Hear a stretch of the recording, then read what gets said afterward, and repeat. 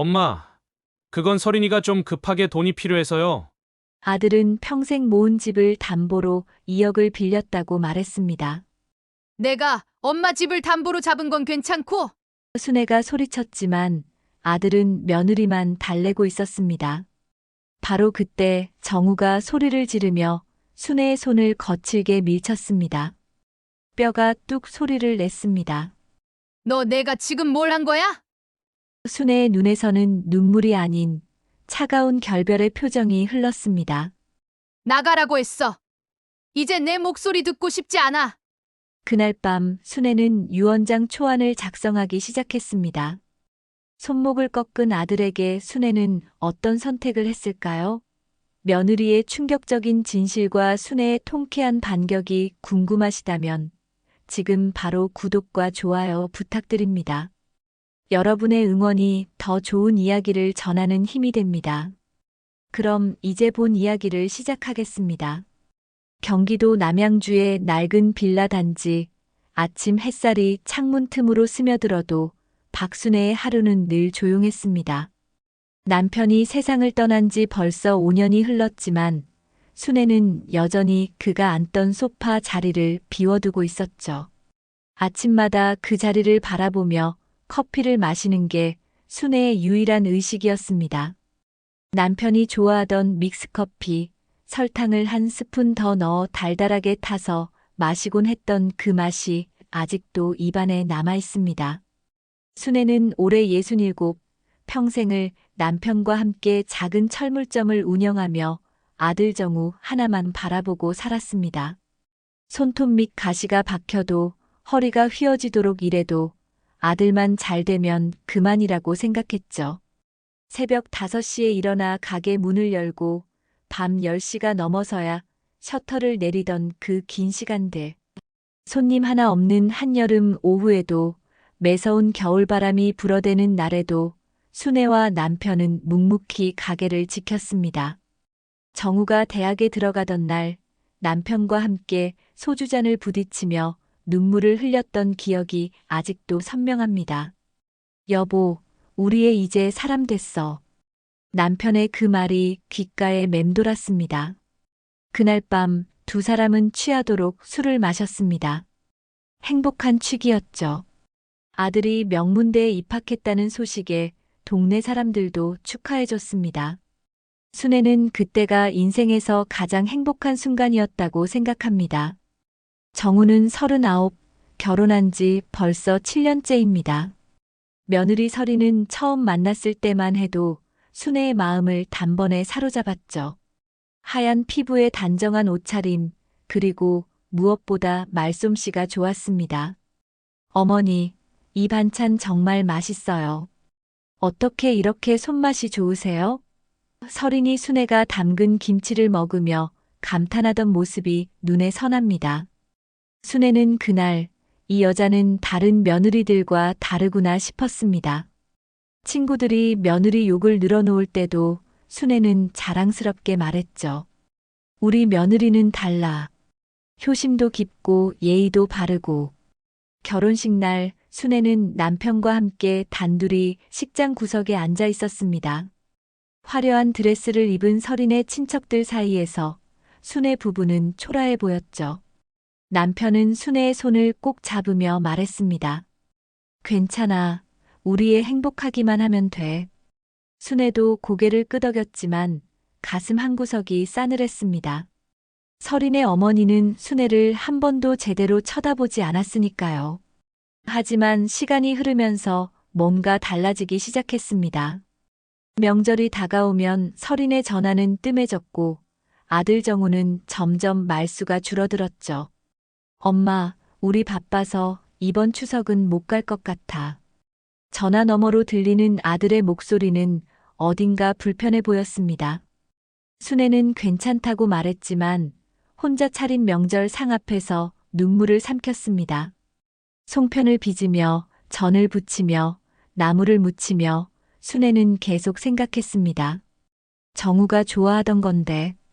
하지만 그 음식들은 결국 혼자 먹거나 동네 이웃들에게 나눠줘야 했습니다. 그래도 순애는 아들 부부를 이해하려고 노력했습니다. 서울 생활이 바쁘겠지, 회사 일이 힘들겠지, 며느리도 친정 부모 챙기랴 정신없겠지. 순애는 스스로를 다독이며 외로움을 견뎠습니다. 가끔 동네 친구들과 만나 수다를 떨 때도 순애는 아들 자랑을 빼놓지 않았죠. 우리 정우 요새 승진했대. 팀장이 됐다더라고. 친구들은 부러워했지만 순애는 아들의 목소리를 듣지 못한 지 벌써 한 달이 넘었다는 걸 말하지 않았습니다. 전화를 걸어도 바쁘니까 나중에라는 문자만 돌아왔으니까요. 어느 봄날 설인이 갑자기 빌라를 찾아왔습니다. 순애는 깜짝 놀라 허둥지둥 냉장고를 뒤졌습니다. 어머니, 편하게 계세요. 저 그냥 잠깐 들렀어요. 설이는 환한 미소를 지으며 말했지만 그 미소 뒤에 뭔가 숨겨진 것 같았습니다. 평소 같으면 전화 한 통 없던 설인이 갑자기 찾아온 것도 이상했고 손에 든 명품 가방도 낯설게 느껴졌습니다. 순애는 그저 반가운 마음에 부엌을 뒤져 음식을 준비하려 했죠. 한참을 이야기를 나누다 설인이 조심스럽게 입을 열었습니다. 어머니, 사실 오늘 찾아온 이유가 있어요. 순애는 차를 따르던 손을 멈추고 설인을 바라봤습니다. 정우가 요새 사업 확장하려고 대출을 좀 알아보고 있는데요. 은행에서 자꾸 서류가 부족하다고 하더라고요. 설이는 가방에서 서류 봉투를 꺼내며 말을 이었습니다. 그래서 어머니 명의로 잠깐만 보증을 서주실 수 있을까요? 금방 정리될 거예요. 정우도 요새 너무 스트레스 받아서 힘들어 하거든요. 순애의 가슴이 철렁 내려앉았습니다. 남편이 살아있을 때 이런 일로 고생한 적이 있었거든요. 친척이 사업 자금이 필요하다며 보증을 부탁했다가 결국 빚더미에 앉았던 기억. 그때 남편과 순애는 몇 년 동안 빚을 갚느라 허리가 휘도록 일해야 했습니다. 하지만 이번엔 아들을 위한 일이었습니다. 친척도 아니고 남도 아니고 순애가 10달 열흘을 뱃속에 품고 낳은 아들이었습니다. 그래, 우리 정우 힘들면 내가 도와줘야지. 순애는 떨리는 손으로 도장을 찍었습니다. 설이는 고맙다는 말을 여러 번 반복하며 서류를 챙겨 급히 돌아갔습니다. 차에 오르기 전 설인이 돌아보며 말했습니다. 어머니, 정말 감사해요. 정우한테도 꼭 전할게요. 그 말을 듣고 순애는 조금 마음이 놓였습니다. 아들이 고마워할 거라는 생각에 미소까지 지었죠. 그날 밤 순애는 잠을 이루지 못했습니다. 천장을 바라보며 남편의 얼굴을 떠올렸죠. 여보, 내가 잘한 거겠지? 우리 아들 돕는 게 맞는 거겠지? 대답 없는 방 안에서 불안한 예감이 가슴을 짓눌렀습니다. 창밖으로 보이는 가로등 불빛이 흔들리고 있었습니다. 바람 소리가 유난히 크게 들렸고 순애는 이불을 뒤집어 쓴 채 아침을 기다렸습니다. 며칠 후 동네 친구 경숙이가 장을 보러 가는 길에 순애를 붙잡았습니다. 순애야, 너 혹시 아니? 경숙이의 표정이 심상치 않았습니다. 뭐가? 순애는 걸음을 멈추고 경숙이를 바라봤습니다. 경숙이는 목소리를 낮추며 말했습니다. 내 아들 이름으로 된 빌라가 부동산의 매물로 올라왔더라. 내가 사는 그 집 말이야. 경숙이의 말에 순애는 귓가가 먹먹해졌습니다. 마치 귀에 물이 들어간 것처럼 세상 소리가 멀어졌습니다. 무슨 소리야? 우리 집이 왜 매물로 나와? 순애는 황급히 물었습니다. 경숙이는 고개를 저으며 말했습니다. 나도 잘 모르겠어.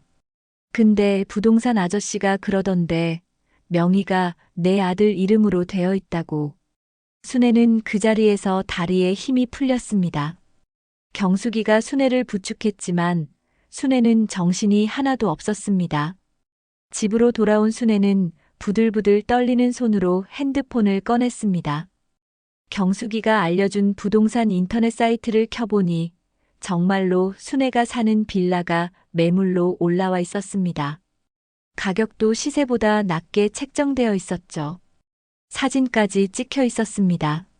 순애가 매일 앉아있던 거실, 남편의 영정이 놓인 선반, 낡은 부엌까지. 순애는 그 자리에 주저앉고 말았습니다. 이게 무슨 일이야? 이게 대체 무슨 일이야? 가슴이 터질 것만 같았습니다.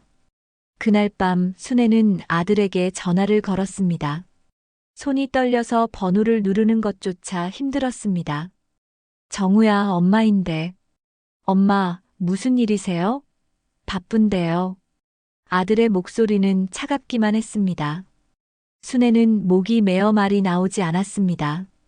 한참을 침묵하다 겨우 입을 열었습니다. 너 혹시 우리 집 판다는 거 알고 있니?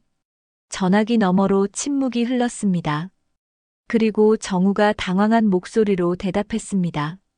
엄마, 그게 무슨 소리예요? 제가 왜 엄마 집을 팔아요? 순애는 더 이상 참을 수가 없었습니다. 부동산에 우리 집이 올라와 있어. 내 이름으로 말이야. 사진까지 다 찍혀 있더라. 정우는 잠시 말을 잃었다가 다시 말했습니다. 엄마, 그건 오해일 거예요. 제가 확인해 볼게요. 전화는 끊어졌고 순애는 텅 빈 거실에 혼자 남았습니다. 남편의 영정 사진이 촛불 아래에서 흔들리고 있었습니다. 여보, 우리가 평생 모은 집을 아들이 팔아먹는 거야? 내가 뭘 잘못한 거야? 순애의 눈에서 눈물이 주르륵 흘러내렸습니다. 그 눈물은 멈추지 않았고 순애는 밤새도록 울었습니다. 순애는 그날 밤 한숨도 자지 못했습니다. 눈을 감으면 인터넷에 떠있던 집 사진이 자꾸만 떠올랐습니다. 자신이 40년 동안 살아온 공간이, 남편과 함께 웃고 울었던 그 집이 이제는 팔릴 물건으로 전락해 있었습니다. 새벽 5시가 되어서야 순애는 침대에서 일어났습니다. 거울을 보니 눈이 퉁퉁 부어 있었죠. 찬물로 얼굴을 씻고 커피를 한 잔 마시며 정신을 차렸습니다. 아침 7시 순애는 동네 부동산을 찾아갔습니다. 문이 아직 열리지 않아 앞에서 한참을 기다렸습니다. 부동산 중개인 김 사장이 출근하자마자 순애가 다가갔습니다. 사장님, 저 박순애인데요. 제 집이 매물로 나왔다는데 무슨 일인가요? 김 사장은 순애를 보더니 난처한 표정을 지었습니다. 아, 순애 씨. 그게 말이죠. 김 사장은 컴퓨터 화면을 켜며 설명하기 시작했습니다. 며칠 전에 젊은 여자분이 오셨어요. 순애 씨 아드님 부인이라고 하시더라고요. 집을 급하게 팔아야 한다면서 시세보다 낮게 내놓으셨죠. 순애의 머리가 하얘졌습니다. 설인이었습니다. 며느리 설인이 직접 부동산을 찾아와 집을 내놓은 겁니다. 그런데 명의가 아드님 이름으로 되어 있더라고요. 그래서 저도 이상하다 싶었는데 서류는 다 준비되어 있었어요. 순애는 김 사장에게 물었습니다. 그럼 집이 언제 팔립니까? 김 사장은 고개를 저었습니다. 아직은 안 팔렸어요. 근데 문의는 몇 건 들어왔습니다. 가격이 싸니까 관심 있는 사람들이 꽤 있더라고요. 순애는 가슴이 철렁 내려앉았습니다. 집이 팔리기 전에 뭔가 조치를 취해야 했습니다. 사장님, 제가 집 주인인데 저는 팔 생각이 전혀 없어요. 매물 내리실 수 있나요? 김 사장은 난처한 표정으로 말했습니다. 그게 명의가 아드님 이름으로 되어 있어서요. 법적으로는 아드님이 집 주인이십니다. 순애 씨가 직접 사시는 집이지만 서류상으로는. 순애는 그 말을 듣고 정신이 아득해졌습니다. 언제 집 명의가 아들 이름으로 바뀐 걸까요? 순애는 기억을 더듬어 봤습니다. 그러다 문득 떠오른 게 있었습니다. 2년 전 설인이 전화를 걸어왔던 날이었습니다. 어머니, 세금 문제 때문에 집 명의를 정우 이름으로 바꾸면 좋을 것 같다고 회계사가 그러던데요. 어머니 연세도 있으시니까 미리 정리해 두시는 게 나중에 편하실 거예요. 그때 순애는 며느리의 말을 철석같이 믿었습니다. 세금도 아끼고 나중에 상속 문제도 간단히 정리되니 좋겠다 싶었죠. 그래서 순애는 아무 의심 없이 서류에 도장을 찍었습니다. 그게 이렇게 될 줄은 꿈에도 몰랐습니다. 순애는 부동산 앞 벤치에 주저앉았습니다.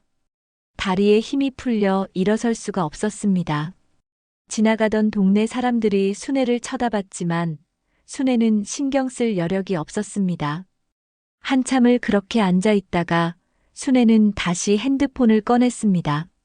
정우에게 전화를 걸었지만 받지 않았습니다. 1번, 2번, 3번, 10번을 걸었지만 계속 통화 중이었습니다. 결국 순애는 서린에게 전화를 걸었습니다. 서린은 전화를 받자마자 밝은 목소리로 말했습니다.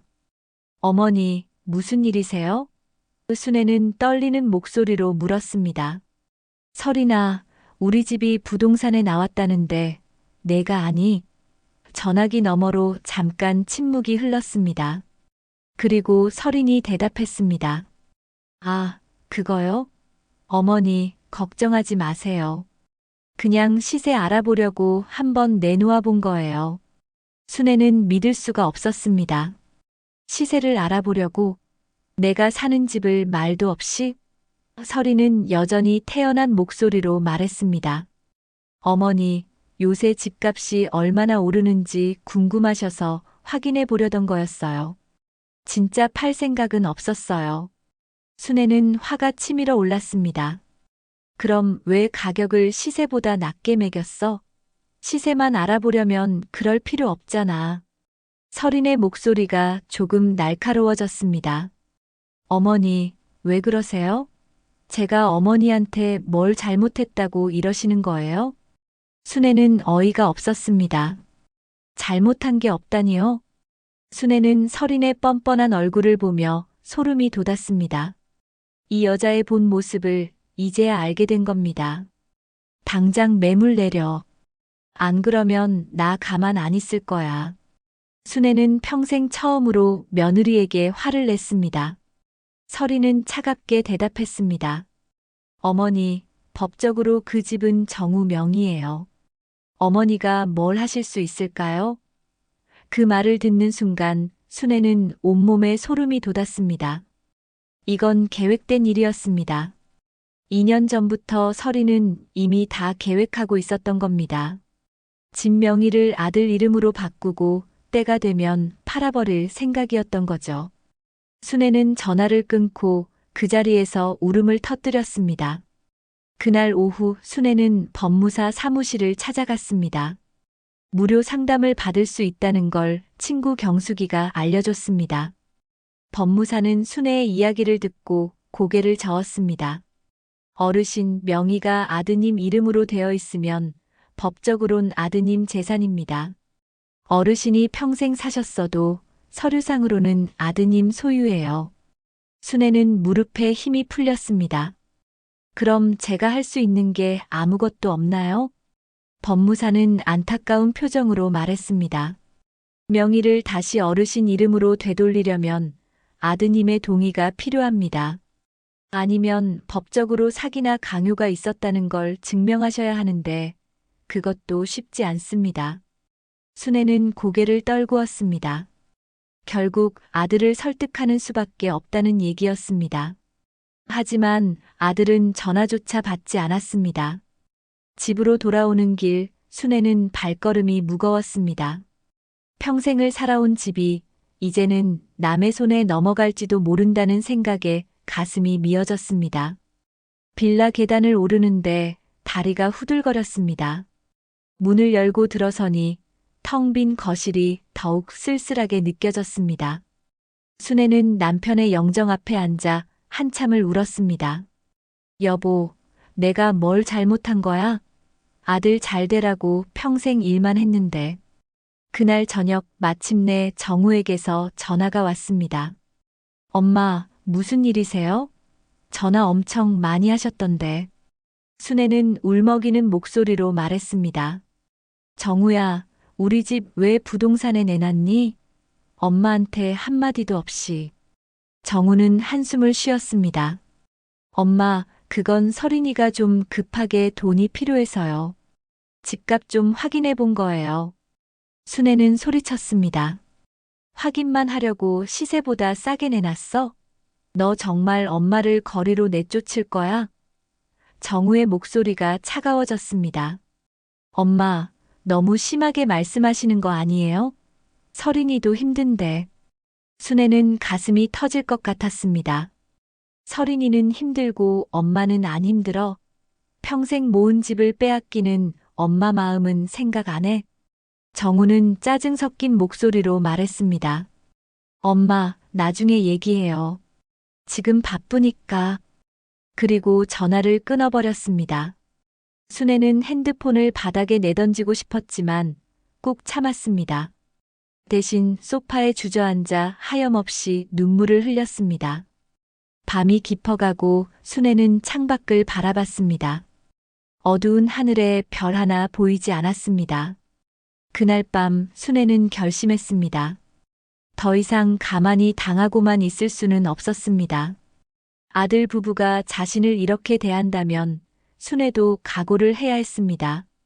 서랍을 열어 오래된 통장들을 꺼냈습니다. 남편과 함께 평생 모은 돈이 들어있는 통장들. 순애는 그 통장들을 하나하나 들여다보며 생각했습니다. 이 돈만큼은 지켜야 한다고. 아들에게 집을 빼앗긴다 해도 이 돈만큼은 절대 넘겨줄 수 없다고. 새벽 2시 순애는 노트를 꺼내 무언가를 적기 시작했습니다. 앞으로 해야 할 일들을 하나씩 정리했습니다. 첫 번째, 통장을 안전한 곳으로 옮길 것. 두 번째, 법적으로 자신을 보호할 방법을 찾을 것. 세 번째, 아들이 다시는 자신을 함부로 대하지 못하도록 확실히 선을 그을 것. 순애의 눈빛이 달라지고 있었습니다. 더 이상 순한 어머니가 아니었습니다. 새벽 6시, 순애는 노트에 적어둔 계획을 다시 한번 읽어봤습니다. 손이 떨렸지만 마음은 단단해져 있었습니다. 이제는 물러설 수 없었습니다. 순애는 옷을 갈아입고 은행으로 향했습니다. 은행 문이 열리자마자 들어가서 창구 직원에게 말했습니다. 통장을 정리하고 싶어요. 직원은 순애의 신분증을 확인하고 통장 내역을 조회했습니다. 어머님, 통장이 여러 개 있으시네요. 전부 정리하시는 건가요? 순애는 고개를 끄덕였습니다. 네, 전부요. 그리고 새 통장으로 옮기고 싶어요. 직원은 이유를 묻지 않고 절차를 진행했습니다. 순애는 남편과 함께 모았던 돈 전부를 새 통장으로 옮겼습니다. 이 돈만큼은 절대로 아들 손에 넘어가서는 안 됐습니다. 총액은 3억 2천만 원. 철물점을 40년간 운영하며 한 푼, 두 푼 모은 돈이었습니다. 통장 정리를 마치고 나오는데 순애의 핸드폰이 울렸습니다. 서린이었습니다. 순애는 전화를 받지 않았습니다. 다시 울렸지만 또 받지 않았습니다.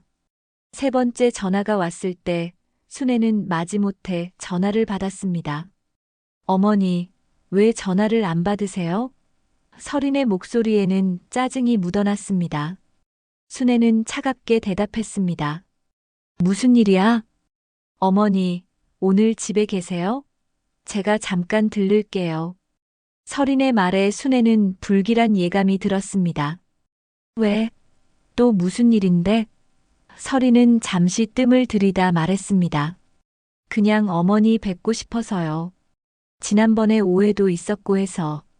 순애는 믿을 수 없었지만 일단 알았다고 대답했습니다. 서린이 무슨 속셈인지 직접 확인해 봐야겠다고 생각했습니다. 오후 2시 서린이 빌라를 찾아왔습니다.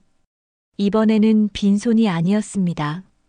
과일 바구니를 들고 환하게 웃으며 들어왔습니다. 어머니, 그동안 제가 너무 바빠서 자주 못 찾아뵈었죠? 죄송해요.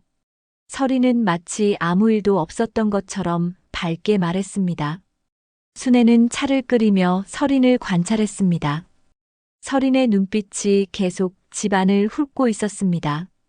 차를 마시며 한참을 잡담을 나누다가 설인이 본론을 꺼냈습니다.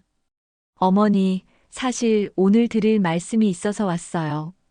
순애는 찻잔을 내려놓고 설인을 바라봤습니다. 정우가 요새 사업 때문에 정말 힘들어 하거든요.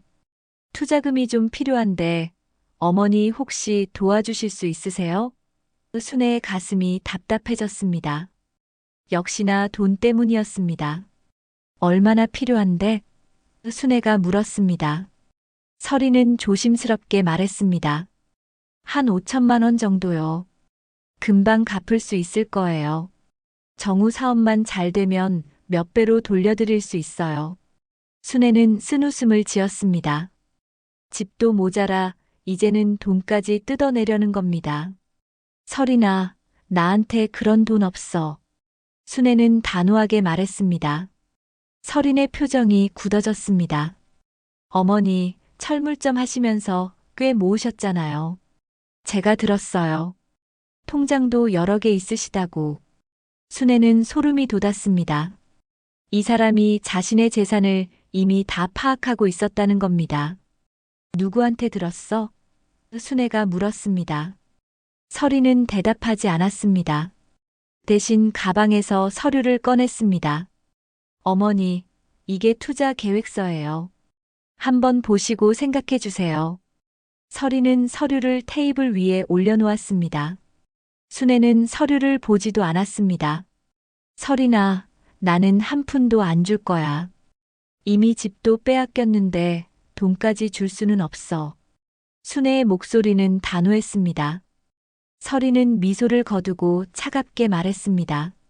어머니, 그렇게 나오시면 곤란한데요. 곤란하긴 뭐가 곤란해? 내 돈을 내가 안 주겠다는데. 순애는 맞섰습니다. 설이는 한숨을 쉬며 말했습니다. 어머니, 지금 그 집에 사시는 것도 정우 덕분이라는 거 아시죠? 법적으로는 정우 집인데 어머니를 위해서 계속 살게 해드리는 거예요. 순애는 귀를 의심했습니다. 자기 집에서 살고 있는데 마치 자신이 새를 사는 것처럼 말하는 설인을 보며 분노가 치밀어 올랐습니다. 뭐라고? 내가 평생 모아서 산 집인데 내가 무슨 권리로 그런 소리를 해? 순애는 목소리를 높였습니다. 설이는 태연하게 말했습니다. 어머니, 흥분하지 마세요. 저는 그냥 사실을 말씀드린 거예요. 명의가 정우 이름으로 되어 있으니까 법적으로는 정우가 주인이잖아요. 어머니도 아시면서 왜 이러세요? 순애는 더 이상 참을 수 없었습니다. 당장 나가. 내 집에서 나가. 순애는 설인을 향해 손가락질을 했습니다. 설인은 천천히 일어나며 말했습니다. 어머니, 잘 생각해 보세요. 정우랑 사이가 나빠지면 어머니만 손해예요. 그 말을 남기고 설이는 집을 나갔습니다. 문이 닫히는 소리가 유난히 크게 들렸습니다. 순애는 소파에 주저앉았습니다. 온몸이 부들부들 떨렸습니다. 화가 나서였지만 동시에 두려웠습니다. 정말로 집에서 쫓겨날 수도 있다는 생각이 들었습니다. 순애는 핸드폰을 꺼내 정우에게 전화를 걸었습니다. 이번에도 받지 않았습니다. 순애는 문자를 보냈습니다. 정우야, 엄마 좀 만나자. 할 얘기가 있어. 1시간 후 정우에게서 답장이 왔습니다. 엄마, 이번 주말에 갈게요. 순애는 한숨을 내쉬었습니다. 주말까지는 아직 사흘이나 남았습니다. 그 사이에 무슨 일이 일어날지 알 수 없었습니다. 순애는 불안한 마음에 친구 경숙이에게 전화를 걸었습니다. 경숙아, 나 좀 도와줄 수 있어? 경숙이는 당장 오겠다고 했습니다. 경숙이가 도착하자 순애는 그동안 있었던 일을 모두 털어놨습니다. 경숙이는 이야기를 듣고 고개를 저었습니다. 순애야, 이건 너무 심한 거 아니야? 내가 평생 모은 집을 그렇게 빼앗다니. 순애는 눈물을 흘리며 말했습니다. 나도 어떻게 해야 할지 모르겠어. 아들한테 미움받고 싶지도 않고 그렇다고 이대로 당하고만 있을 수도 없고 경숙이는 순애의 손을 꼭 잡으며 말했습니다. 순애야, 너 지금 제대로 대응 안 하면 큰일 나. 저 며느리는 내 전 재산을 노리고 있는 거야. 집도 모자라 이제 돈까지 뜯어내려는 거잖아. 순애도 알고 있었습니다. 하지만 아들과의 관계가 완전히 끊어질까봐 두려웠습니다. 그래도 정우는 내 아들인데. 순애의 목소리는 떨렸습니다. 경숙이는 단호하게 말했습니다. 순애야, 지금 내 아들은 내 편이 아니야. 며느리 편이지. 내가 정신 똑바로 차리지 않으면 나중에 후회해도 소용없어. 경숙이의 말이 가슴에 꽂혔습니다. 순애는 고개를 끄덕였습니다. 알았어. 이번 주말에 정우 만나면 확실하게 얘기할게. 경숙이는 순애를 안아주며 말했습니다. 순애야, 혼자 힘들어하지 마. 내가 옆에 있을게. 순애는 경숙이의 품에서 한참을 울었습니다. 평생 아들만 믿고 살아왔는데 이제는 그 아들이 자신을 배신했다는 게 너무나 슬펐습니다. 남편이 살아있었다면 이런 일은 없었을 거라는 생각이 들었습니다. 경숙이가 돌아가고 혼자 남은 순애는 남편의 영정 앞에 앉았습니다. 여보, 나 어떻게 해야 해? 우리 아들이 이렇게 변할 줄은 몰랐어. 촛불이 흔들렸습니다. 순애는 영정 속 남편의 얼굴을 바라보며 결심을 굳혔습니다. 이제는 자신을 지켜야 할 때였습니다. 아들을 위해 평생을 살았지만 이제는 자신을 위해 살아야 했습니다. 그날 밤 순애는 또 한 가지 결정을 내렸습니다. 유언장을 작성하기로 한 겁니다. 만약 자신이 죽는다면 재산은 아들이 아닌 다른 곳에 기부할 생각이었습니다. 순애는 노트에 유언장 초안을 적기 시작했습니다. 나 박순애는 정신이 온전한 상태에서 이 유언장을 작성한다. 내가 죽은 후 내 모든 재산은. 순애는 펜을 멈추고 생각했습니다. 어디에 기부해야 할까? 고아원? 양로원? 아니면 어려운 이웃들을 돕는 단체? 순애는 한참을 고민하다가 일단 초안만 작성해 두기로 했습니다. 주말에 정우를 만나 마지막으로 한 번 더 이야기를 나눠보고 그래도 안 되면 그때 유언장을 정식으로 작성하기로 마음먹었습니다. 창밖으로 비가 내리기 시작했습니다. 빗소리가 창문을 두드렸습니다.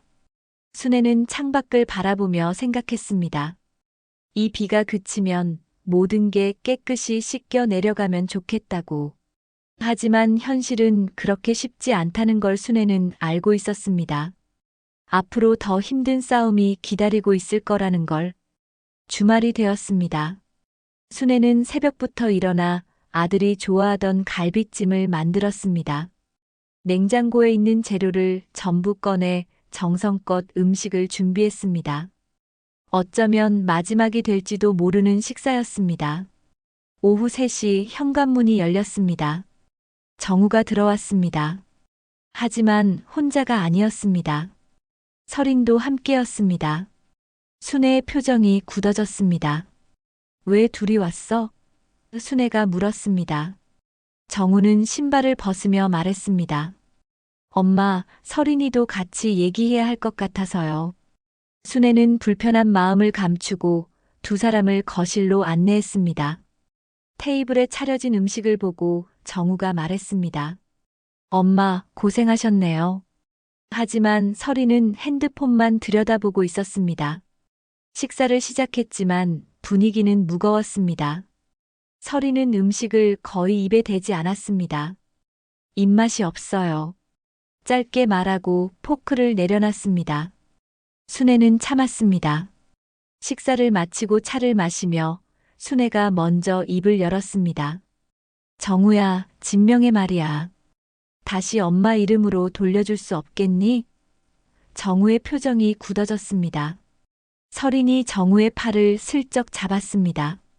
엄마, 그게 지금은 좀 어려워요. 순애는 가슴이 답답했습니다. 왜 어려워? 엄마 집인데. 정우는 한숨을 쉬며 말했습니다. 명의를 바꾸려면 세금도 내야 하고 지금 제가 여유가 없어서요. 순애는 믿을 수 없었습니다. 세금은 엄마가 낼게. 그러니까 명의만 돌려줘. 하지만 설인이 끼어들었습니다. 어머니, 그게 그렇게 간단한 문제가 아니에요. 지금 그 집은 정우 명의로 대출도 받았거든요. 순애는 귀를 의심했습니다. 뭐라고? 대출? 정우는 고개를 숙였습니다. 설인이 태연하게 말했습니다. 네, 사업 자금 때문에 그 집을 담보로 한 2억 정도 빌렸어요. 순애는 그 자리에 주저앉을 뻔했습니다. 2억? 내가 내 집을 담보로 2억을 빌렸어? 순애는 정우를 바라봤습니다. 엄마, 사업하려면 돈이 필요했어요. 조금만 기다려주세요. 정우의 변명이 순애의 귀에는 들리지 않았습니다. 그저 배신감만 밀려왔습니다. 내가 언제부터 사업을 했어? 너 회사 다니잖아. 정우는 머뭇거렸습니다. 엄마, 요새 부업으로. 정우야, 엄마한테 솔직하게 말해봐. 그 돈 어디에 썼어? 순애는 단호하게 물었습니다. 정우는 입을 열지 못했습니다. 대신 설인이 나섰습니다. 어머니, 정우가 사업한다고 했잖아요. 왜 자꾸 의심하세요? 순애는 설인을 똑바로 쳐다봤습니다. 내가 너한테 물어본 게 아니야. 정우한테 물어본 거야. 설인의 표정이 차갑게 굳어졌습니다. 어머니, 저는 정우 아내예요. 당연히 알 권리가 있죠. 순애는 웃음이 나왔습니다. 알 권리? 내가 내 집을 마음대로 담보로 잡을 권리도 있었어? 설인은 목소리를 높였습니다. 어머니, 법적으로 그 집은 정우 명의예요. 우리가 어떻게 쓰든 우리 마음 아닌가요? 순애는 그 말에 온몸이 떨렸습니다. 뭐라고? 내 마음대로. 순애는 일어서서 설인에게 다가갔습니다. 내가 40년을 살아온 집을 내 마음대로 한다고? 설인도 일어나며 말했습니다. 어머니, 진정하세요. 순애는 설인의 팔을 잡았습니다. 내가 뭘 잘못했냐고? 내 서명을 위조하고 내 집을 팔려고 한 게 잘못이 아니야? 설인은 팔을 빼려고 했습니다. 어머니, 손 놓으세요. 순애는 놓지 않았습니다. 너 이 집에서 당장 나가. 바로 그때 정우가 벌떡 일어나 순애와 설인 사이로 끼어들었습니다. 엄마, 이제 그만 좀 하세요. 정우는 순애의 손을 설인의 팔에서 떼어내려 했습니다. 순애는 손을 빼지 않았습니다. 정우야, 내가 이 여자 편을 들 거야? 순애는 아들을 똑바로 쳐다봤습니다. 정우는 당황한 표정으로 말했습니다. 엄마, 편을 드는 게 아니라 이러면 안 되잖아요. 순애는 웃음이 났습니다. 이러면 안 된다고? 내가 엄마 집을 담보로 잡은 건 괜찮고? 설인이 울음을 터뜨리며 말했습니다. 여보, 어머니가 저 미워하세요. 나 정말 힘들어요. 정우는 설인을 안으며 말했습니다. 괜찮아, 괜찮아. 그리고 순애를 향해 말했습니다. 엄마, 설인이 우니까 이제 그만하세요.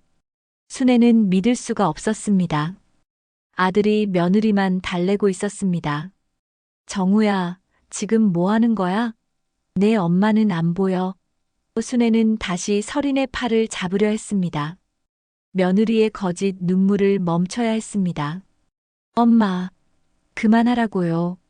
정우는 소리를 지르며 순애의 손을 거칠게 밀쳤습니다.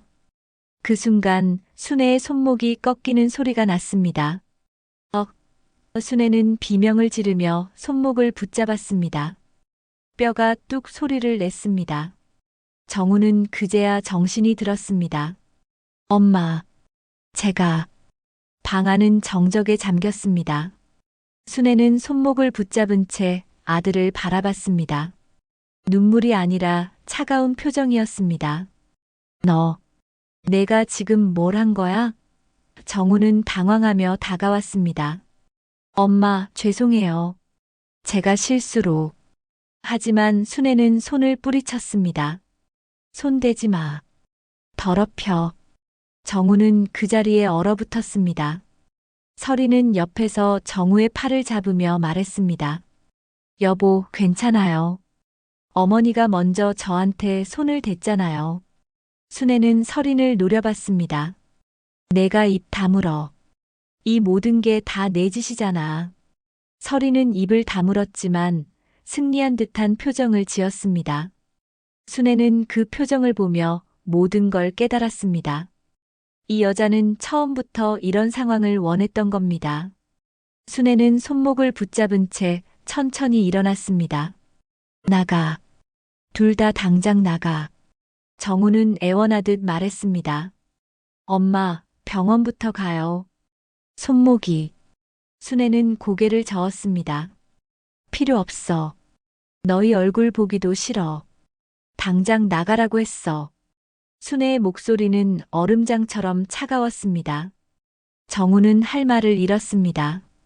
설인이 정우의 손을 잡아당겼습니다. 정우 가자. 어머니가 흥분하셨어. 정우는 순애를 바라보며 말했습니다. 엄마, 정말 미안해요. 하지만 순애는 현관문을 열었습니다. 나가라고 했어. 이제 내 목소리 듣고 싶지 않아. 그 차가운 목소리에 정우는 더 이상 말을 잇지 못했습니다. 두 사람이 나가고 문이 닫혔습니다. 순애는 그 자리에 주저앉았습니다. 손목은 욱신거렸지만 손목보다 가슴이 더 아팠습니다.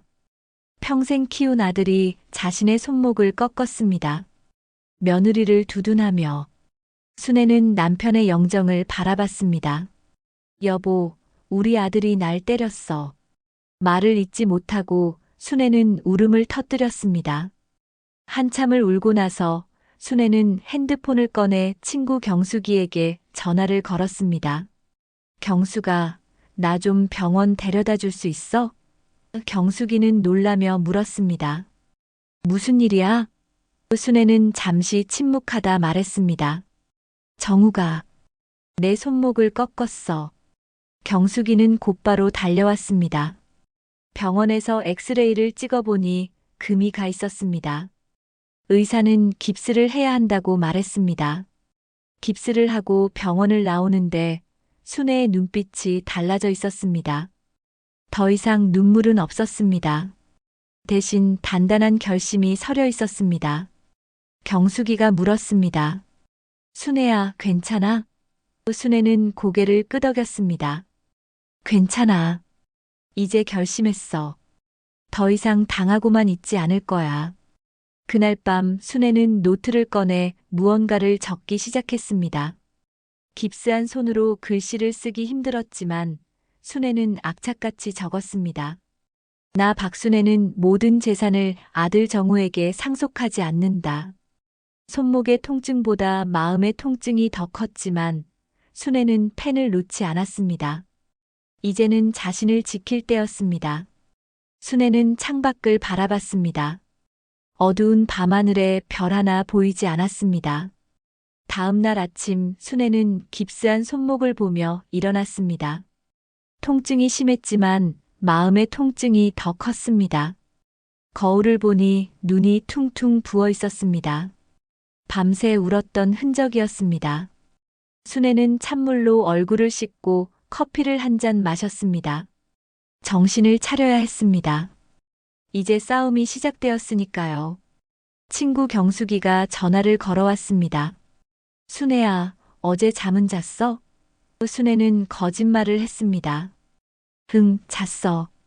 경숙이는 한숨을 쉬며 말했습니다. 순애야, 너 이제 어떻게 할 거야? 그냥 넘어갈 거야?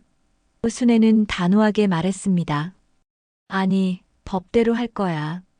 더 이상 참지 않을 거야. 경숙이는 안심한 듯 말했습니다. 잘 생각했어. 내가 아는 변호사 있는데 소개해 줄까? 순애는 고맙다고 대답했습니다. 경숙이는 곧바로 변호사에게 연락을 했고 그날 오후 상담 약속을 잡아줬습니다. 순애는 서랍을 뒤져 오래된 서류들을 꺼냈습니다. 집을 샀을 때의 매매 계약서, 등기부등본, 명예 이전 서류들. 서류를 정리하던 중 순애는 이상한 점을 발견했습니다. 명예 이전 서류에 자신의 서명이 있었지만 필체가 조금 어색했습니다. 분명 자신이 쓴 것 같기도 한데 뭔가 달랐습니다. 순애는 다른 서류에 있는 자신의 서명과 비교해 봤습니다. 확실히 달랐습니다. 순애는 가슴이 철렁 내려앉았습니다. 2년 전 서린이 찾아와서 서류에 도장만 찍으면 된다고 했었습니다. 서명은 자신이 나중에 해두겠다고 했었죠. 순애는 그 말을 믿고 도장만 찍었습니다. 그런데 이 서명은 누가 한 걸까요? 순애는 서류를 들고 변호사 사무실로 향했습니다. 젊은 여자 변호사가 순애를 맞이했습니다. 어르신, 편하게 앉으세요. 순애는 처음부터 끝까지 모든 이야기를 했습니다. 명의를 바꾼 일, 집이 담보로 잡힌 일, 아들이 손목을 꺾은 일까지. 변호사는 순애의 깁스한 손목을 보며 안타까워했습니다. 어르신, 정말 힘드셨겠어요. 그리고 서류를 자세히 살펴봤습니다. 명예 이전 서류의 서명을 보더니 변호사의 눈빛이 달라졌습니다. 어르신, 이 서명 어르신 것 맞으세요? 변호사가 물었습니다. 순애는 고개를 저었습니다. 아니요, 제 것 같기는 한데 확실하지 않아요. 전 도장만 찍었거든요. 변호사는 고개를 끄덕였습니다. 어르신, 이거 필적 감정을 받아봐야겠어요. 만약 위조된 거라면 명예 이전 자체가 무효가 될 수 있습니다. 순애는 희망이 생겼습니다. 정말요? 그럼 집을 다시 찾을 수 있나요?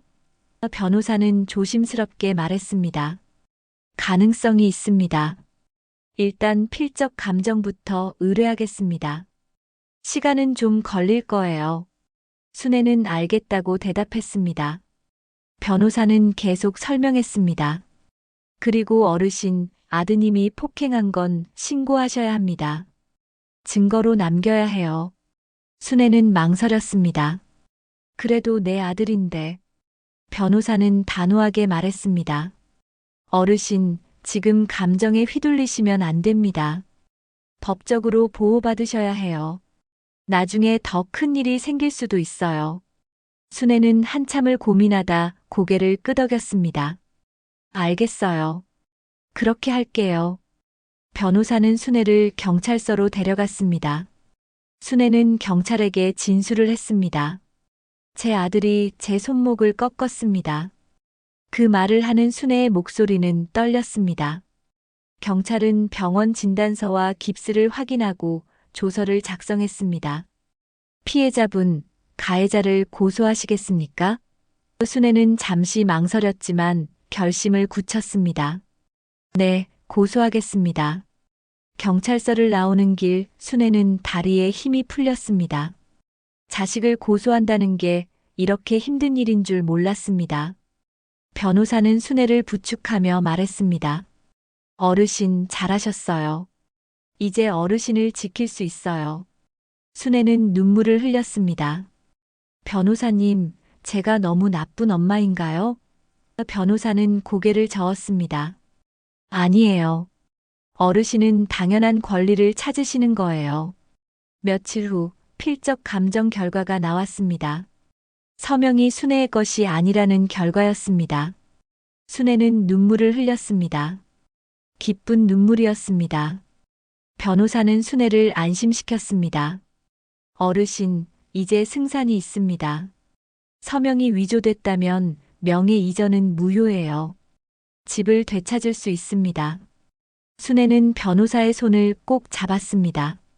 정말 감사합니다. 변호사는 곧바로 법원에 소송을 제기했습니다. 명예 이전 무효 확인 소송이었습니다. 동시에 경찰에도 서명 위조 사실을 추가로 신고했습니다. 일은 급물살을 타기 시작했습니다. 며칠 후 정우에게서 전화가 왔습니다. 엄마, 이게 무슨 짓이에요? 경찰에까지 신고를 해요? 정우의 목소리는 다급했습니다. 순애는 침착하게 말했습니다. 정우야, 엄마는 잘못한 게 없어. 서명을 위조한 사람이 잘못한 거지. 정우는 당황한 듯 말했습니다. 엄마, 그건 서린이가. 아니, 그게 아니라. 정우는 말을 제대로 잇지 못했습니다. 순애는 알 수 있었습니다. 정우도 서린의 짓이라는 걸 알고 있다는 것을. 정우야, 너도 알고 있었구나. 서린이가 엄마 서명을 위조한 거. 순애의 목소리는 차갑게 식어갔습니다. 정우는 변명을 늘어놓았습니다. 엄마, 그게 아니라 서린이가 빨리 처리하려고 그랬을 뿐이에요. 나쁜 의도는 없었어요. 순애는 웃음이 났습니다. 나쁜 의도가 없이 남의 서명을 위조해. 그게 말이 되는 소리야? 정우는 말을 잇지 못했습니다. 순애는 계속 말했습니다. 정우야, 이제 끝이야. 엄마는 더 이상 너희를 용서할 수 없어. 법대로 할 거야. 정우는 애원하듯 말했습니다. 엄마, 제발요. 저 이제 어떻게 살아요? 순애는 단호하게 말했습니다. 그건 내가 자초한 일이야. 엄마를 배신한 대가를 치르는 거지. 전화를 끊고 순애는 창밖을 바라봤습니다. 비가 내리기 시작했습니다. 빗소리가 창문을 두드렸습니다. 순애는 그 빗소리를 들으며 생각했습니다. 이 비가 그치면 모든 게 깨끗이 씻겨 내려가면 좋겠다고. 하지만 현실은 그렇게 쉽지 않다는 걸 순애는 알고 있었습니다. 앞으로 더 힘든 싸움이 기다리고 있을 거라는 걸. 그날 밤 순애는 남편의 영정 앞에 앉았습니다. 여보, 내가 잘하고 있는 거 맞죠? 당신이라면 뭐라고 했을까요? 촛불이 흔들렸습니다. 순애는 영정 속 남편의 얼굴을 바라보며 눈물을 흘렸습니다. 여보, 미안해요. 우리가 그렇게 애지중지 키운 아들이 이렇게 됐어요. 대답은 없었지만 순애는 남편이 자신을 응원하고 있다고 믿었습니다. 소송을 제기한 지 2주가 지났습니다. 순애는 매일 변호사와 통화하며 진행 상황을 확인했습니다. 깁스한 손목은 조금씩 나아지고 있었지만 마음의 상처는 여전했습니다. 밤마다 잠을 설쳤습니다. 눈을 감으면 아들이 자신의 손목을 꺾던 그 순간이 떠올랐습니다. 어느 날 변호사에게서 전화가 왔습니다. 어르신, 법원에서 첫 번째 조정 기일이 잡혔습니다. 다음 주 화요일 오전 10시입니다. 순애는 긴장되었습니다. 변호사님, 제가 뭘 준비해야 하나요? 변호사는 차분하게 말했습니다. 아무것도 하지 마세요. 제가 다 준비했습니다. 진실은 우리 편입니다. 조정 기일이 다가오자 순애는 잠을 이루지 못했습니다. 아들과 며느리를 법원에서 마주해야 한다는 게 두려웠습니다. 하지만 동시에 각오도 되어 있었습니다. 더 이상 물러설 곳이 없었으니까요. 조정 당일 아침 순애는 검은색 정장을 입고 머리를 단정하게 빗었습니다. 오늘만큼은 제대로 된 모습을 보여야 했습니다. 법원에 도착하자 순애의 심장이 두근거렸습니다. 복도를 걷는데 사람들이 분주하게 오가고 있었습니다. 복도에서 정우와 서린을 마주쳤습니다. 서린의 얼굴은 창백했고 눈 밑에 다크서클이 짙게 깔려 있었습니다. 정우는 고개를 숙이고 있었습니다. 순애는 그들을 지나쳐 조정실로 들어갔습니다. 눈길 한 번 주지 않았습니다. 조정실에서 판사가 양측을 바라보며 말했습니다. 양측 모두 가족이시니 원만하게 합의하시는 게 어떻겠습니까? 서린 측 변호사가 입을 열었습니다. 저희도 합의할 의향이 있습니다. 다만원고 측의 요구가 너무 과합니다. 대출금 2억을 먼저 갚아야 하는데 현실적으로 불가능합니다. 순애의 변호사가 반박했습니다. 과하다니요? 위조된 서명으로 명의를 빼앗긴 분이 원래대로 돌려달라는 게 과한 요구인가요? 판사는 서류를 살펴봤습니다. 필적 감정 결과를 보니 원고의 서명이 위조된 게 맞네요. 이건 심각한 문제입니다. 피고 측, 이에 대해 변명할 게 있습니까? 판사가 서린을 똑바로 쳐다보며 물었습니다. 피고인, 원고의 서명을 위조한 사실을 인정합니까? 서린은 고개를 숙인 채 대답하지 않았습니다. 대답하세요. 서린은 떨리는 목소리로 말했습니다. 네, 인정합니다. 조정실 안이 정적에 잠겼습니다. 판사는 고개를 저으며 말했습니다. 이건 명백한 범죄 행위입니다. 순애의 변호사가 말했습니다. 판사님, 그뿐만 아닙니다. 피고는 원고를 폭행하여 상해를 입혔습니다. 판사는 서류를 보더니 눈살을 찌푸렸습니다. 손목에 금이 갔다고요? 판사는 순애의 깁스한 손목을 보았습니다. 판사가 정우를 바라보며 물었습니다. 피고 측, 어머니를 폭행한 사실을 인정하십니까? 정우는 고개를 숙인 채 작은 목소리로 대답했습니다. 네, 인정합니다. 하지만 고의가 아니었습니다. 실수로. 판사는 말을 끊었습니다. 실수든 고의든 결과적으로 어머니를 다치게 한 건 사실 아닙니까? 정우는 대답하지 못했습니다. 판사는 한숨을 쉬었습니다. 어머니를 폭행하다니. 이건 심각한 문제입니다. 서린은 옆에서 울기 시작했습니다. 판사님, 저희도 어쩔 수 없었어요. 살기 위해서. 판사는 서린을 쳐다보며 말했습니다. 살기 위해서? 그럼 원고는 안 살아도 됩니까? 원고가 평생 모은 집을 빼앗고 폭행까지 했으면서 살기 위해서였다고요? 판사의 목소리에 날이 서 있었습니다. 서린은 울음을 그치고 고개를 숙였습니다. 판사는 양측을 바라보며 말했습니다. 다음 기일까지 양측이 합의안을 가져오시기 바랍니다. 합의가 안 되면 정식 재판으로 넘어갑니다. 조정을 마치고 나오는데 정우가 순애를 불렀습니다. 엄마, 잠깐만요. 순애는 멈춰 섰습니다. 정우가 다가와 말했습니다. 엄마, 제발 합의해 주세요. 서린이가 잘못한 건 맞아요. 하지만 이러면 우리 둘 다 범죄자가 돼요. 순애는 정우를 똑바로 쳐다봤습니다. 내가 범죄자가 되든 말든 그건 내 알 바 아니야. 내가 선택한 거잖아. 엄마 손목 꺾고 엄마 집 빼앗으려 한 것도 내 선택이었어. 정우는 무릎을 꿇으려 했습니다. 엄마, 제발요. 하지만 순애는 그를 막았습니다. 일어서. 여기서 무릎 꿇지 마. 창피하게. 순애는 돌아서서 걸어갔습니다. 뒤에서 정우가 엄마 하고 부르는 소리가 들렸지만 순애는 멈추지 않았습니다. 변호사가 순애의 팔을 부축하며 말했습니다. 어르신, 정말 잘하셨어요. 흔들리지 않으셨네요. 순애는 눈물을 참으며 말했습니다. 네, 이제는 흔들리지 않을 거예요. 집으로 돌아오는 길, 순애는 창밖을 바라봤습니다. 거리에는 사람들이 바쁘게 오가고 있었습니다. 아이들이 웃으며 뛰어다니고 노인들이 벤치에 앉아 이야기를 나누고 있었습니다. 평범한 일상이었습니다. 순애는 그 모습을 보며 생각했습니다. 나도 곧 저렇게 평범한 일상으로 돌아갈 수 있겠지. 집에 도착하자 순애는 남편의 영정 앞에 앉았습니다. 여보, 오늘 법원 다녀왔어요. 판사님이 제 편을 들어주시더라고요. 순애는 잠시 말을 멈췄습니다. 그래도 마음이 안 약해졌어요. 제가 잘하고 있는 거 맞죠? 촛불이 흔들렸습니다.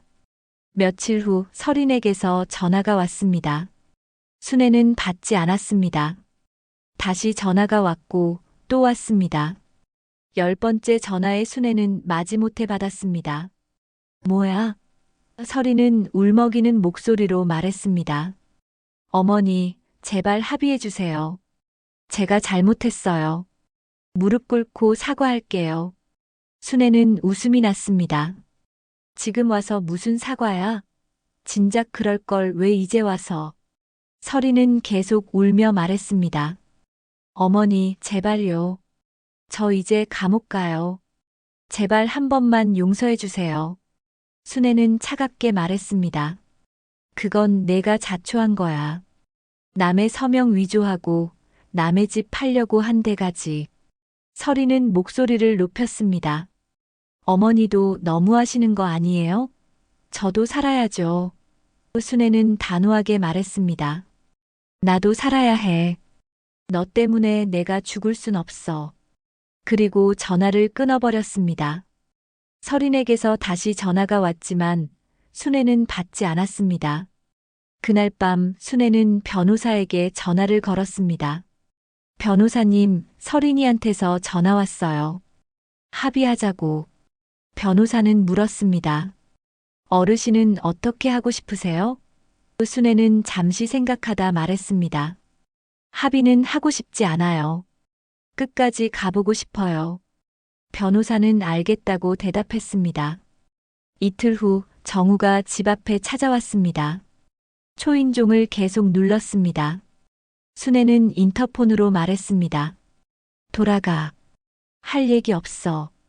정우는 애원하듯 말했습니다. 엄마, 제발 문 열어주세요. 할 얘기가 있어요. 순애는 망설였지만 결국 문을 열어줬습니다. 정우는 초췌한 얼굴로 들어왔습니다. 앉아. 순애는 차갑게 말했습니다. 정우는 소파에 앉으며 떨리는 목소리로 말했습니다. 엄마, 저 서린이랑 헤어지기로 했어요. 순애는 놀랐지만 표정을 감췄습니다. 그래서 정우는 눈물을 흘리며 말했습니다. 이번 일로 제 눈이 떠졌어요. 서린이가 저를 이용한 거였어요. 처음부터 엄마 재산이 목적이었던 거예요. 순애는 아무 말도 하지 않았습니다. 이미 알고 있던 사실이었지만 아들의 입에서 직접 듣는 건 달랐습니다. 정우는 계속 말했습니다. 며칠 전에 서린이 오빠를 만났어요. 알고 보니 엄마 집, 그거 서린이 오빠 명의로 넘어갔더라고요. 서린이가 저 몰래 또 명의를 바꿨어요. 순애는 귀를 의심했습니다. 뭐라고? 정우는 고개를 끄덕였습니다. 네, 완전히 속은 거예요. 저도 피해자예요, 엄마. 순애는 한숨을 쉬었습니다. 그래서 이제 와서 엄마한테 용서를 구하려는 거야? 정우는 바닥에 이마를 대고 말했습니다. 엄마, 죄송해요. 제가 정말 잘못했어요. 정우는 바닥에 이마를 대고 울고 있었습니다. 순애는 그 모습을 보며 복잡한 심정이 들었습니다. 아들이 우는 모습을 보니 가슴이 아팠습니다. 하지만 동시에 화도 났습니다. 진작 눈을 떴어야 했는데 왜 이제야 정신을 차리는 걸까요? 순애는 정우에게 물었습니다. 정우야, 너 진심으로 뉘우치는 거야? 아니면 서린이한테 당해서 나한테 오는 거야? 정우는 고개를 들었습니다. 눈이 충혈되어 있었습니다. 엄마, 진심이에요. 정말 잘못했어요. 제가 너무 바보 같았어요. 서린이 말만 믿고 엄마를 의심했어요. 순애는 정우를 일으켜 세웠습니다. 정우야, 엄마가 너한테 물어볼게. 만약 서린이가 너를 배신하지 않았으면 어땠을 것 같아? 그래도 엄마한테 왔을까? 정우는 대답하지 못했습니다. 순애는 이미 답을 알고 있었습니다. 정우는 서린에게 배신당해서 돌아온 거였습니다. 진심으로 뉘우쳐서가 아니었습니다. 정우야, 엄마는 더 이상 속지 않을 거야. 순애의 목소리는 단호했습니다. 정우는 다시 눈물을 흘렸습니다. 엄마, 제발요. 저 이제 어떻게 살아요? 집도 없고 돈도 없고 아무것도 없어요. 순애는 차갑게 말했습니다. 그건 내가 자초한 일이야. 엄마를 배신한 대가를 치르는 거지. 정우는 주저앉으며 말했습니다. 엄마, 저 정말 죽고 싶어요. 순애는 가슴이 철렁했지만 흔들리지 않았습니다. 죽고 싶으면 죽어. 그건 내 선택이야. 하지만 엄마는 더 이상 너를 도와줄 수 없어. 정우는 믿을 수 없다는 표정으로 순애를 바라봤습니다. 엄마가 정말 그렇게까지 하시는 거예요? 순애는 고개를 끄덕였습니다. 그래, 엄마도 살아야 하니까. 정우는 한참을 그 자리에 앉아 있었습니다. 그리고 천천히 일어났습니다. 알겠어요. 제가 잘못했어요. 정우는 주머니에서 서류를 꺼냈습니다.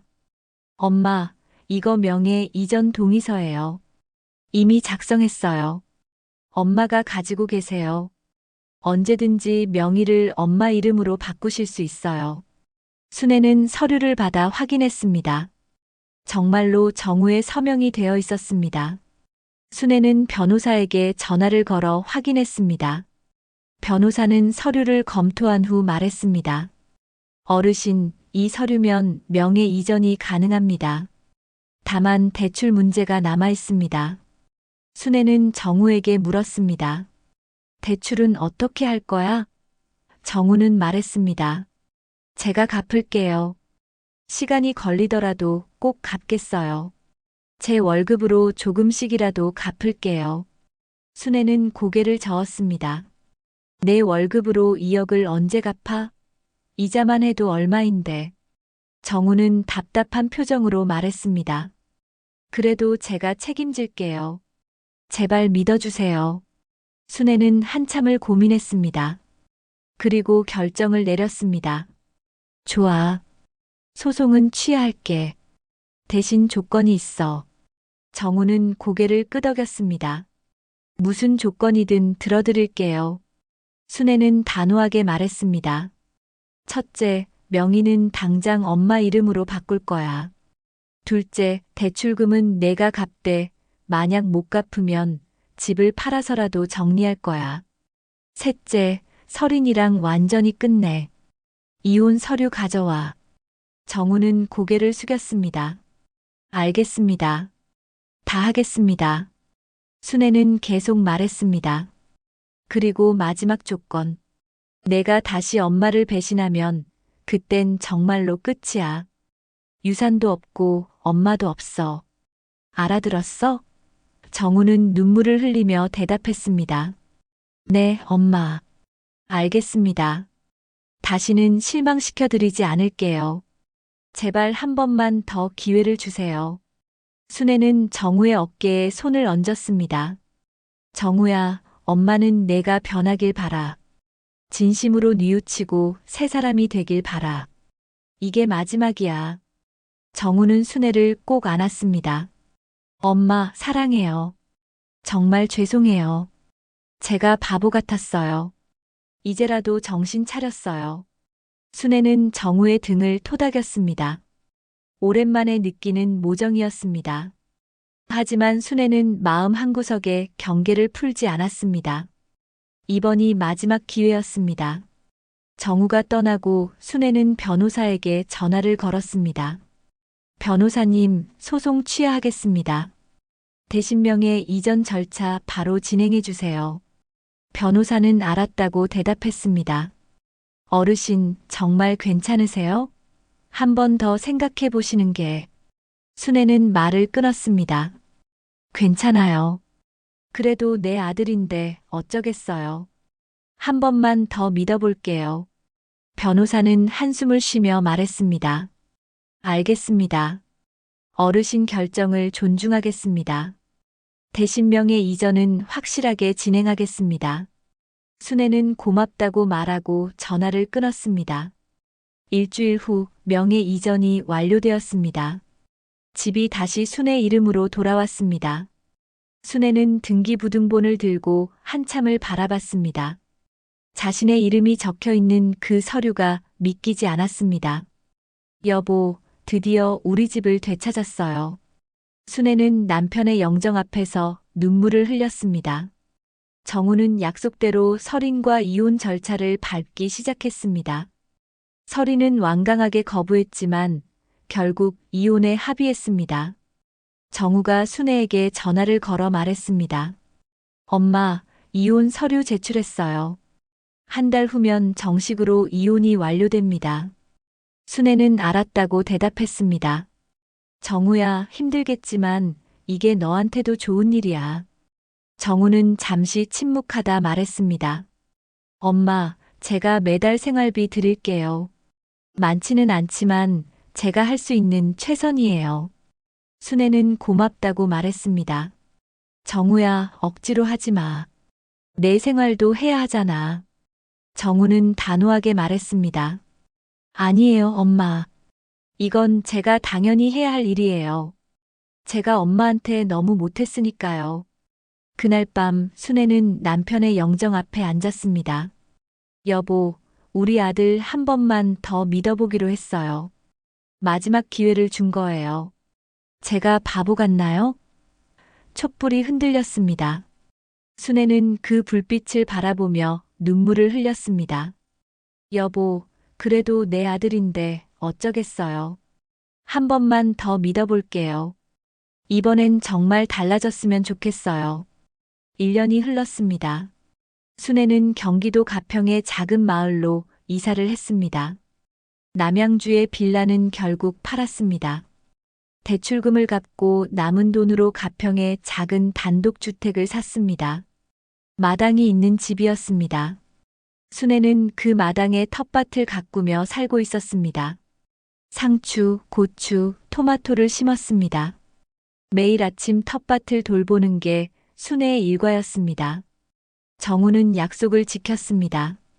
설인과 이혼을 했고 매달 순애에게 생활비를 보내왔습니다. 많은 돈은 아니었지만 정우의 정성이 느껴졌습니다. 한 달에 한 번씩 순애를 찾아왔습니다. 처음에는 어색했지만 시간이 지나며 조금씩 관계가 회복되어 갔습니다. 순애는 정우가 정말로 변했다는 걸 느낄 수 있었습니다. 어느 토요일 오후 정우가 찾아왔습니다. 이번에는 손에 공구함을 들고 있었습니다. 엄마, 마당 울타리 좀 고쳐드릴게요. 낡아서 위험해 보여요.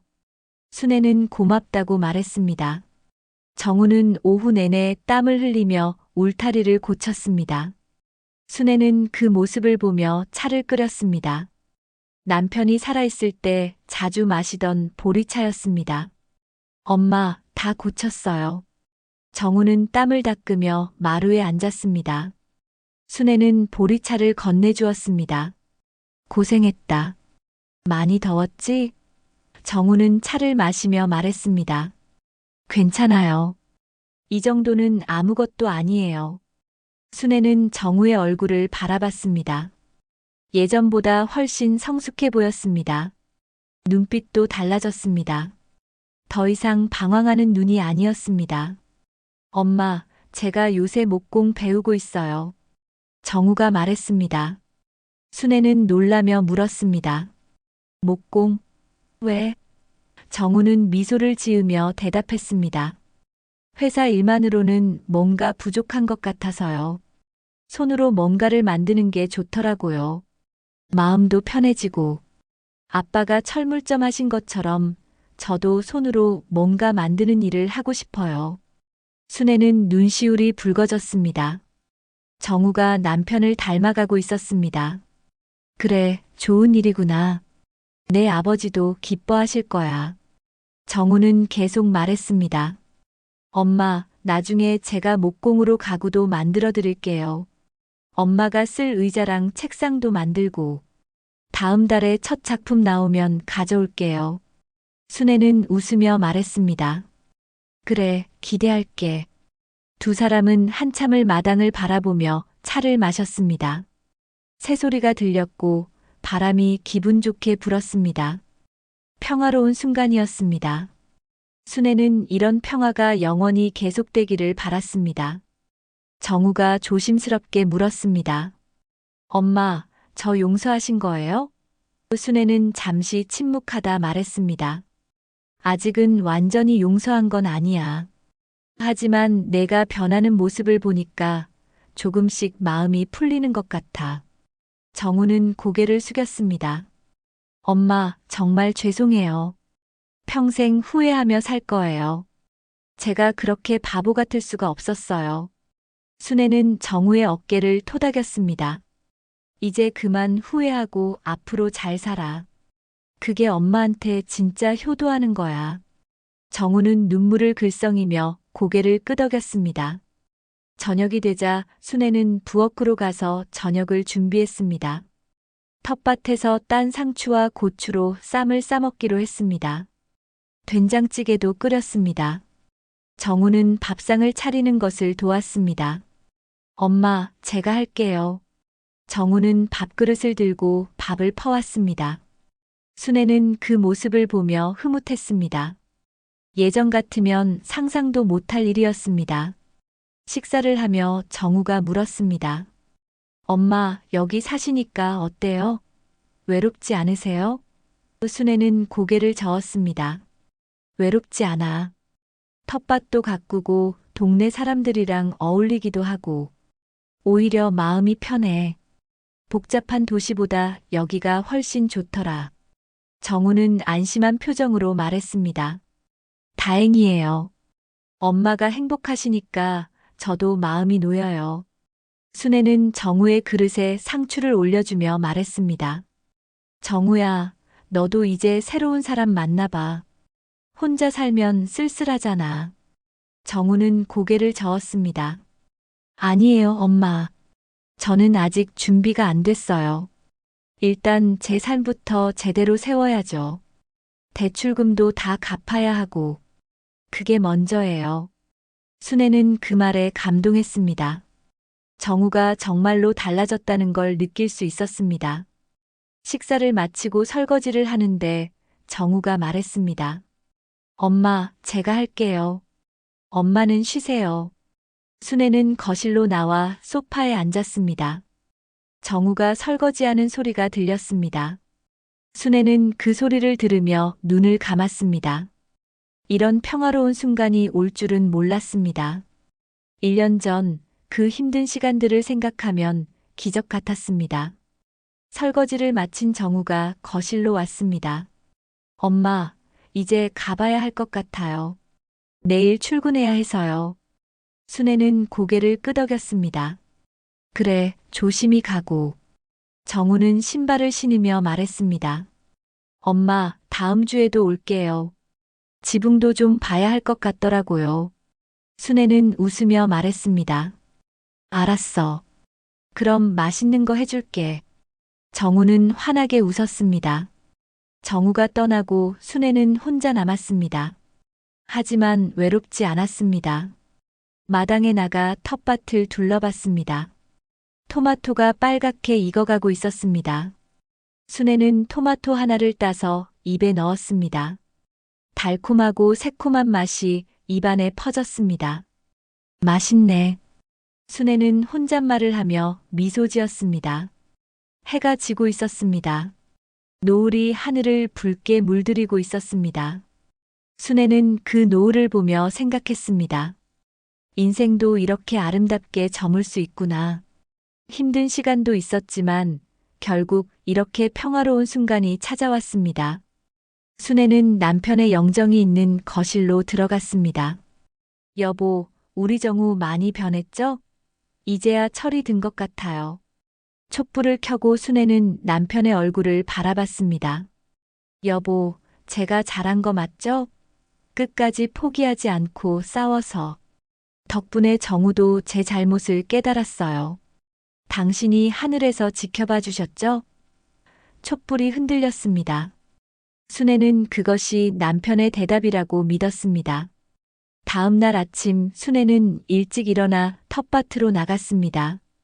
이슬이 맺힌 상추잎이 햇살에 반짝이고 있었습니다. 순애는 물을 주며 생각했습니다. 인생도 이 텃밭과 같다고. 씨앗을 뿌리고 정성껏 가꾸면 언젠가는 열매를 맺는다고. 순애는 자신의 인생도 이제 열매를 맺는 시기가 왔다고 느꼈습니다. 마을 회관에서 노인 대학이 시작됐습니다. 순애는 서예반에 등록했습니다. 첫 수업날 순애는 떨리는 손으로 붓을 잡았습니다. 선생님이 말했습니다. 편하게 하세요. 잘못 써도 괜찮아요. 중요한 건 즐기는 거예요. 순애는 고개를 끄덕이고 붓을 종이에 댔습니다. 첫 글자는 희망이었습니다. 순애는 한 획 한 획 정성껏 썼습니다. 깁스했던 손목이 아직 완전하지는 않았지만 순애는 개의치 않았습니다. 다 쓰고 나서 순애는 자신이 쓴 글자를 바라봤습니다. 희망. 순애는 미소 지었습니다. 그렇습니다. 이제 순애에게는 희망이 있었습니다. 새로운 시작의 희망이. 수업을 마치고 집으로 돌아오는 길, 순애는 하늘을 올려다봤습니다. 구름 한 점 없는 맑은 하늘이었습니다. 순애는 그 하늘을 보며 생각했습니다. 이제야 진짜 내 인생이 시작됐네. 순애의 얼굴에는 평화로운 미소가 번졌습니다. 손목에는 아직 흉터가 남아 있었지만 마음의 흉터는 치유되고 있었습니다. 멀리서 아이들의 웃음소리가 들려왔습니다. 순애는 그 소리를 들으며 걸음을 멈추고 귀를 기울였습니다. 그 웃음소리가 순애에게는 희망처럼 들렸습니다. 새로운 시작의 소리처럼. 순애는 다시 걸음을 옮겼습니다. 집으로, 자신의 보금자리로. 이제는 누구도 빼앗을 수 없는 자신만의 공간으로. 순애의 새로운 인생이 시작되고 있었습니다. 여러분, 오늘 순애의 이야기는 어떠셨나요? 평생 모은 집을 지키기 위해 아들과 싸워야 했던 한 어머니의 용기와 새로운 시작. 여러분이라면 순애처럼 할 수 있으셨을까요? 이 이야기가 마음에 드셨다면 구독과 좋아요 버튼을 눌러주세요. 그리고 댓글로 여러분의 생각을 들려주세요. 순애가 잘했다 또는 아들에게 너무 냉정했다. 여러분의 의견이 궁금합니다. 다음 이야기도 기대해 주시고 알림 설정까지 해두시면 새로운 영상을 놓치지 않으실 수 있습니다.